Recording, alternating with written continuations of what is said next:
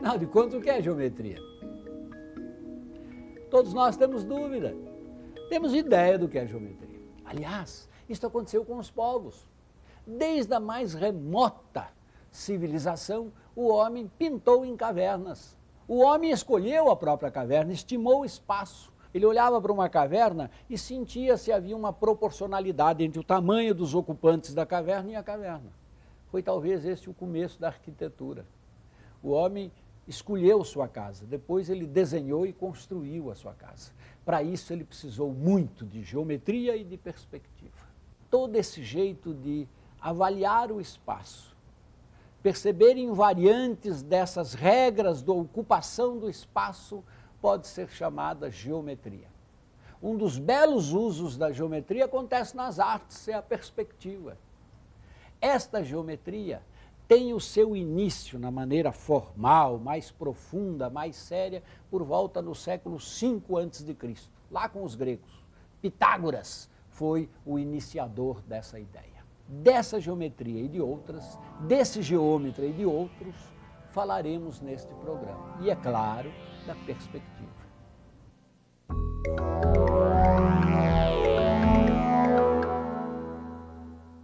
A geometria investiga as formas e suas dimensões, determinando suas propriedades, seus elementos e suas transformações.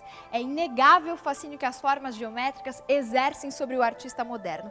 Mas, há milhares de anos, muito antes de Pitágoras, os chineses já gostavam de formar figuras a partir das formas geométricas obtidas pela fragmentação de um quadrado.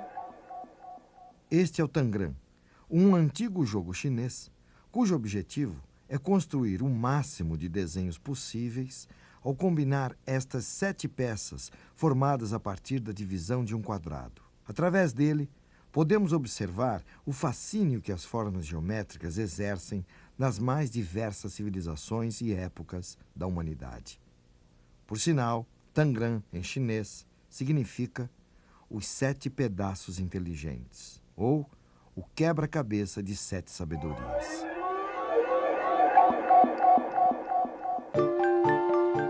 Utilizando-se de seus conhecimentos de geometria, os egípcios construíram pirâmides e monumentos que são verdadeiros feitos de engenharia.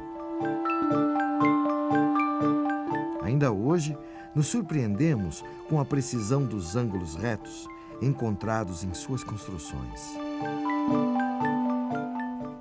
No Egito, os esquadros eram feitos da seguinte maneira. Imagine uma corda com 3 nós, sendo a distância do primeiro ao segundo de 3 vezes uma unidade de medida, que pode ser, por exemplo, o comprimento de um braço. E a distância do segundo nó ao terceiro a 4 vezes essa unidade. Os egípcios sabiam que se fixassem a corda no nó intermediário e unissem o primeiro nó ao terceiro, com um novo segmento de 5 vezes a unidade de medida, o ângulo oposto a esse segmento seria de 90 graus.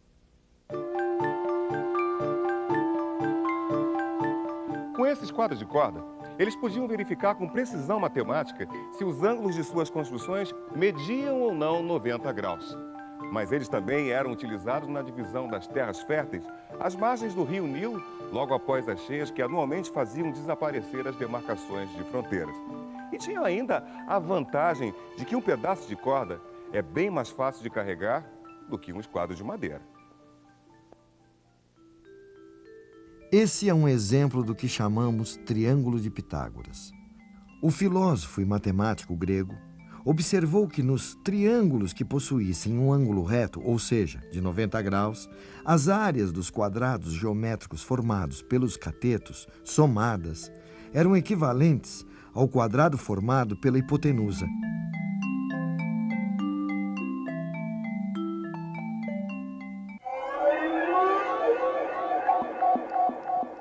Ao demonstrar essas relações existentes em triângulos como este, Pitágoras revela uma ordem que estava oculta na natureza.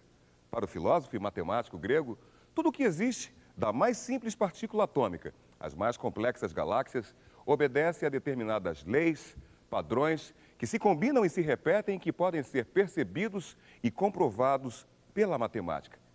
É isso que acreditam os cientistas do nosso tempo.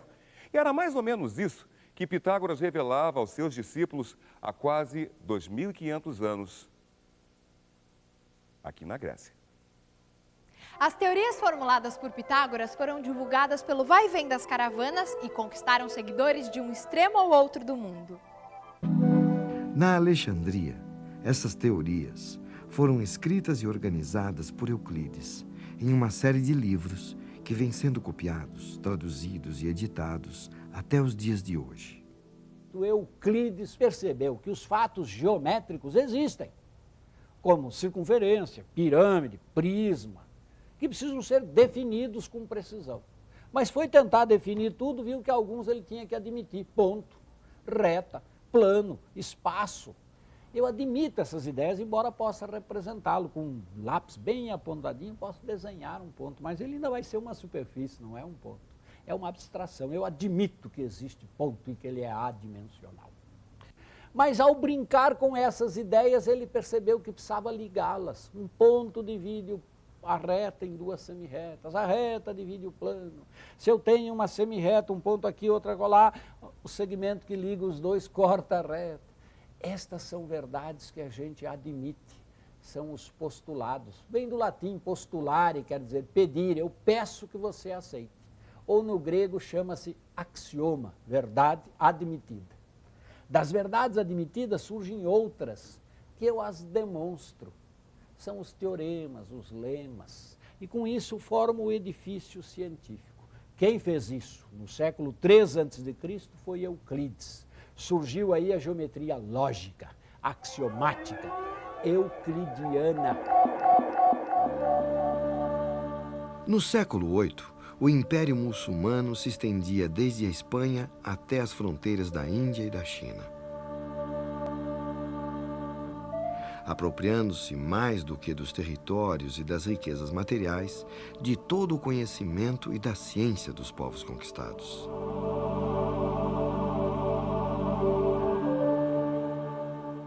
No mundo árabe, o artista e o matemático se confundem. E é exatamente por esse motivo que Alice fez uma descoberta que marcaria a história da arte e da matemática para sempre. Os gregos achavam que somos capazes de enxergar o que está à nossa volta porque raios de luz saem dos nossos olhos e iluminam aquilo que está diante de nós. Mas nisso, eles estavam completamente equivocados. Foi um árabe chamado Alhazen o primeiro matemático a perceber que a visão se deve ao direcionamento dos raios de luz que incidem sobre os objetos e se refletem sobre os olhos, formando a imagem. O cone de raios emergentes de um objeto diminui de diâmetro à medida que eu o afasto dos olhos do observador. Este é o motivo da diferença de tamanho percebida. Essa ideia de um cone de raios que vai do objeto ao olho é o fundamento da perspectiva. Um conceito simples que revolucionou a arte e a matemática. Esta pintura medieval mostra claramente que o artista cria um espaço tridimensional, embora ainda pouco elaborado, através de uma espécie de perspectiva intuitiva. Historiadores acreditam que a perspectiva só começou a ser vislumbrada nesta época, o final da Idade Média, chegando à sua plenitude no Renascimento. Mas veja só,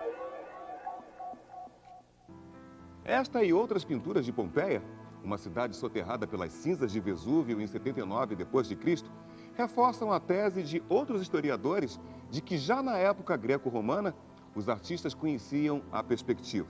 Afinal, aqui temos um excelente resultado na construção de um espaço tridimensional. Eu pude sentar, eu posso caminhar,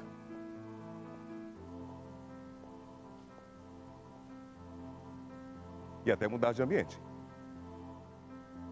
É uma longa discussão que possivelmente não vai terminar nunca, pois o que restou da pintura da antiguidade é tão pouco que não há como provar definitivamente cada teoria. Mas com respeito ao Renascimento, não há dúvidas de que a descoberta ou redescoberta da perspectiva deu-se tanto na prática dos ateliês quanto no campo teórico. Quando começou o interesse do homem pela representação do espaço? Nas cavernas. A perspectiva não se inicia com este sentido gráfico que a perspectiva tem hoje. Não é que nas pinturas dos alfrescos de Pompeia não tenha perspectiva, como a gente a conhece. Claro que tem, evidente que tem. Só que ela é montada em razão de uma espacialidade visual, não de um processo mecânico de representação.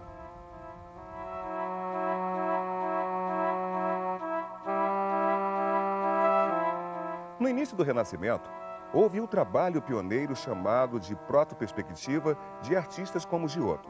Mas logo a perspectiva se desenvolveu nos trabalhos de artistas como Uccello, Ghiberti, Masaccio e Piero della Francesca. Mantegna realizou pinturas que são paradigmas do uso da perspectiva, sem falar nos trabalhos de Leonardo da Vinci, Rafael e Michelangelo. A esses trabalhos, acrescentou-se a obra de tratadistas como Alberti e também dos matemáticos Luca Pacioli e Guidobaldo Marchese del Monte. Mas o papel fundamental foi de Brunelleschi, que além de artista, escreveu uma demonstração teórica das leis da perspectiva.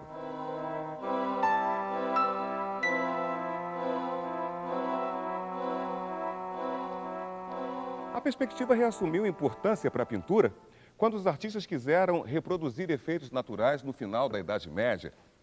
Esse efeito pode ser conseguido de maneira intuitiva ou por meio de uma construção geométrica como esta. As linhas que parecem convergir para um ponto distante, o ponto de fuga, dão a impressão exata da terceira dimensão. Tanto que podemos caminhar pelo quadro ou passar por objetos que diminuem de tamanho proporcional ao aumento da distância. Mas raramente os pintores se utilizaram da perspectiva geometricamente calculada. Ela parece exagerada ao olho do espectador, o que fez com que os grandes mestres, como Van Eyck, lançassem mão de outros meios, como as cores e a luz, para criar o efeito da tridimensionalidade.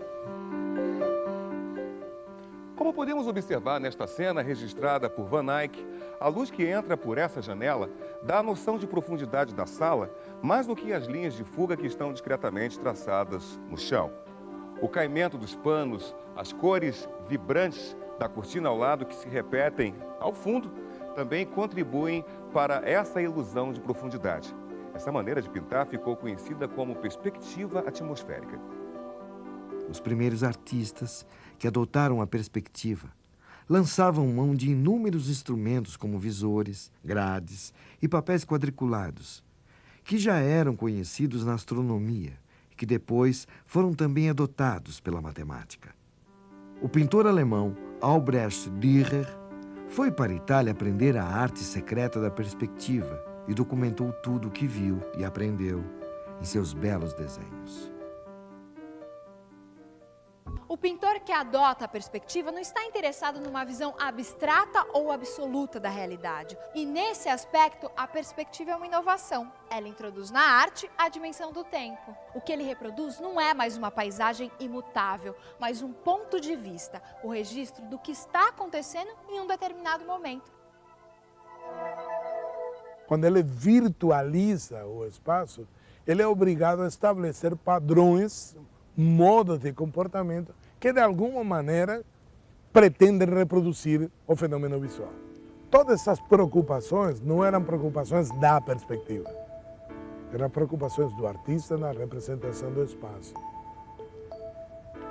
Era o espaço que era fundamental, não o processo. Tem as máquinas de fazer perspectiva, amarravam a cabeça do indivíduo, fixavam o olhar, sabe, fechavam um olho, botavam uma haste, tinham toda uma parafernália para aquilo ser o mais próximo do que o olho vê, mas o olho não vê perspectiva. O olho tem um fenômeno estereoscópico, são dois. A representação gráfica, ela é realmente direcional. E tudo acontece como se fosse visto por um único olho estático e sem emoções. Então, a perspectiva seria um modo de se aproximar do aspecto óptico do universo sensível.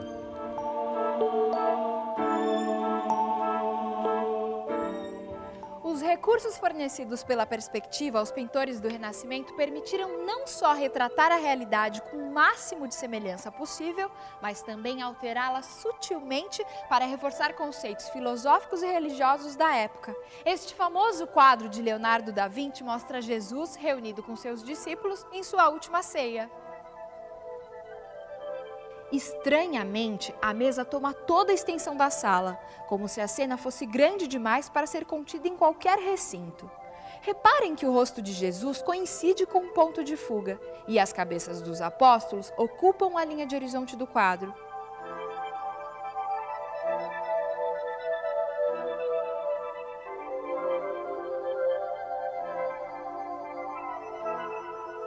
O uso da perspectiva foi aos poucos se tornando repetitivo e árido, o que fez com que os artistas buscassem outras formas de representação.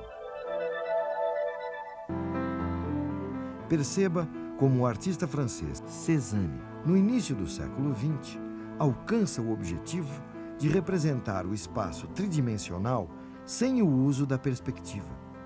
Volume e profundidade são alcançados pelo uso das cores e direção das pinceladas, e não mais com a aplicação de recursos geométricos na composição do quadro. Leonardo foi uma inspiração, toda a perspectiva do século XVI e XVII, onde aparecem as anamorfoses, todos esses jogos da ilusão, né? Onde se cria esses espaços enigmáticos, sempre me interessou muito isso.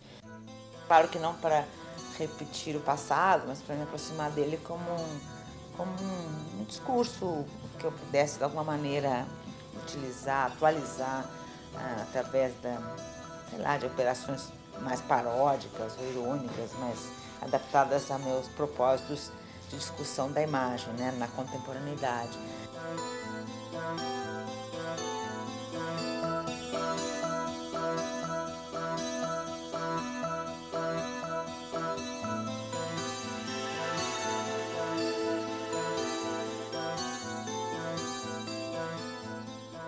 Euclides criou um modelo de ciência, nós vimos isso bem lá atrás. O que ele não esperava é que a ciência e as artes oferecessem aos homens, ao longo desses 20 e tantos séculos, novos espaços, onde a mudança de um dos seus postulados, substituído por outro, criava toda uma geometria diferente. E assim surgiram várias geometrias igualmente válidas. Até que muito recentemente aconteceu um fato curioso. Alguém sobrevoava, talvez a Inglaterra, um país um tanto retangular. Estimou o comprimento e a largura, multiplicou e disse a área da Inglaterra. Daí eu desço na Inglaterra, pego um automóvel e ando por toda a sua largura e por todo o seu comprimento. Eu deparei com a rugosidade da Inglaterra. Vai dar uma área maior. Se imaginou uma formiguinha andando por sobre cada um dos grãozinhos. Ora, se eu multiplicar o comprimento e a largura estimados, eu vou ter uma área que supera talvez o próprio planeta. Algo ia mal. O que foi preciso? Redefinir o jeito de calcular a área. Área de figuras rugosas precisam ser medidas por uma geometria que tenha na sua dimensão uma fração, uma geometria fractal.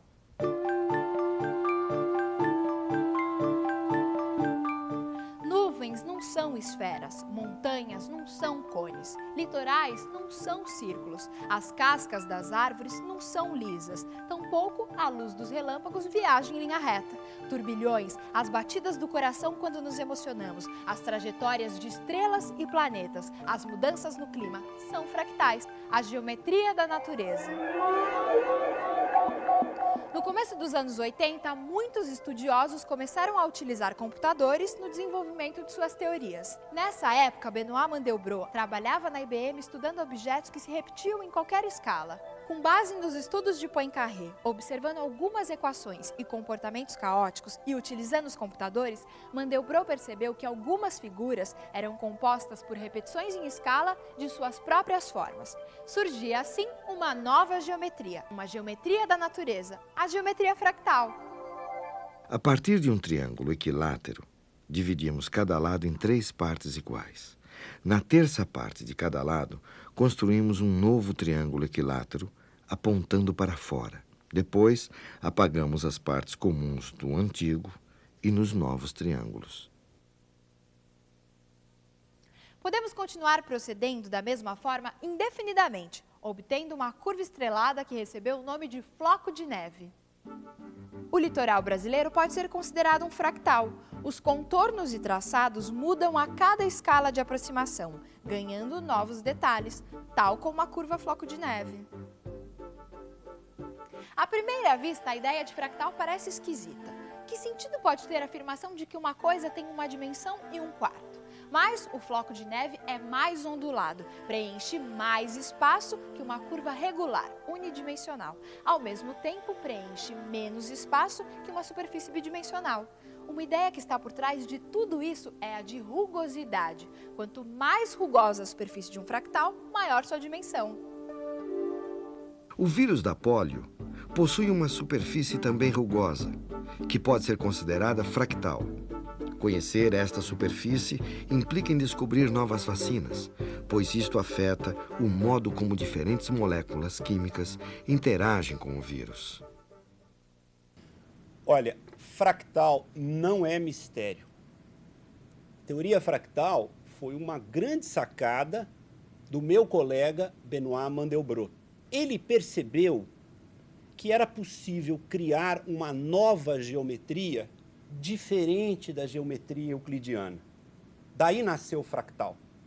Fractal vem de fractus no latim, que quer dizer fraturado, quebrado. Aí o Benoit Mandelbrot criou uma geometria que é baseada em conceitos descontínuos, conceitos fraturados. E surgiu, então, a geometria fractal. Mas o melhor veio em seguida. Ao usar a geometria fractal para representar objetos antes representados com os conceitos da geometria euclidiana, foi se percebendo que essa geometria fractal dava resultados muito bons quando os objetos representados eram os objetos da natureza.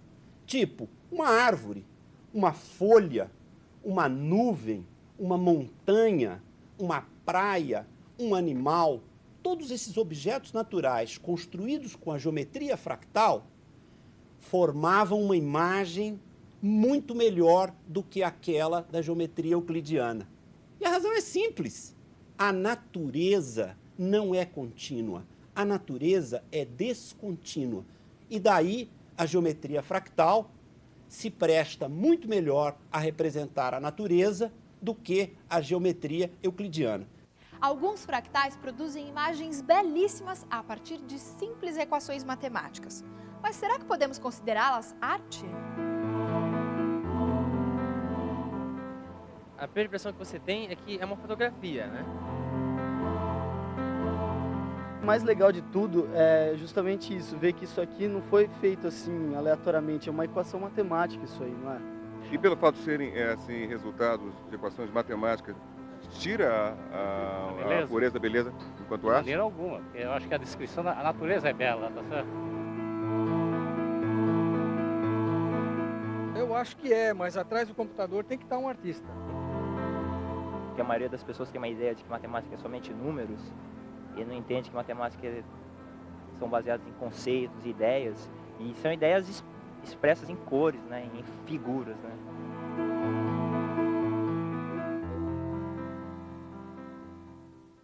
Fizemos um passeio pela arte, fizemos um passeio pela geometria, descobrimos a perspectiva como a grande colaboração da geometria para a arte do Renascimento.